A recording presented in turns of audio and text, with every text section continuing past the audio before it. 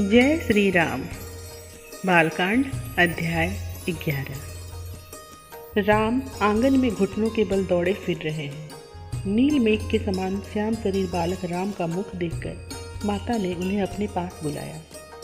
दोपहिया के फूल के समान प्रभु के अरुण चरण कमलों में अंकुश आदि प्रमुख चिन्ह सुशोभित हैं तथा उनमें जो नूपुर है वो ऐसे जान पड़ते हैं मानो भगवान ने घोंसले रचकर उनमें मुनिजन रूप कल हंसों को शरण देकर बसाया है।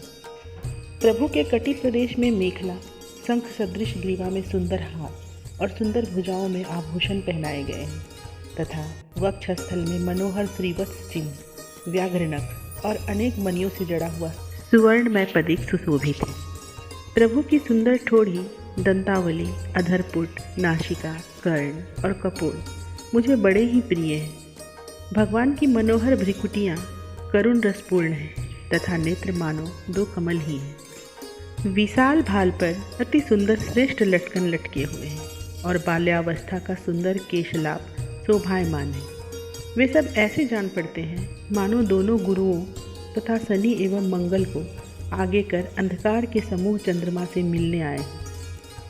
यहाँ लटकन में जो सुवर्ण है वह बृहस्पति है, हीरा शुक्र है, लाल मंगल है और नीलमणि शनि है। उन्हें आगे कर केश कलाप रूप अंधकार समूह मुख रूप चंद्रमा से मिलने आया है। जिस समय माता ने पीताम्बर उठाया उस समय तो अद्भुत उपमा हो गई है, मानो श्याम शरीर रूप नील मेघ पर अनेक चमकीले आभूषण रूप नक्षत्रगण को देदीप्यमान देख पीताम्बर रूप चंचला चपला ने अपना स्वभाव छोड़कर उसे छिपा लिया। भगवान के अंग अंग पर मानो काम के समूह अपने छवि पुंजों को लेकर छाए हुए हैं। तुलसीदास जी कहते हैं कि श्री रघुनाथ जी के रूप और गुण आदि विधाता के बनाए हुए हों तो कुछ कहे भी जा सकते हैं। रघुनाथ जी की बाल छवि कान वर्ण करके कहता हूँ, वह सकल सुख की सीमा और करोड़ों कामदेवों की शोभा हरण करने वाली है। अरुणता मानो सूर्य को त्याग कर उनके चरण कमलों में ही आ बसी है। मनोहर नूपुर और किंकिणा का रुंझुन शब्द मन को हर लेता है।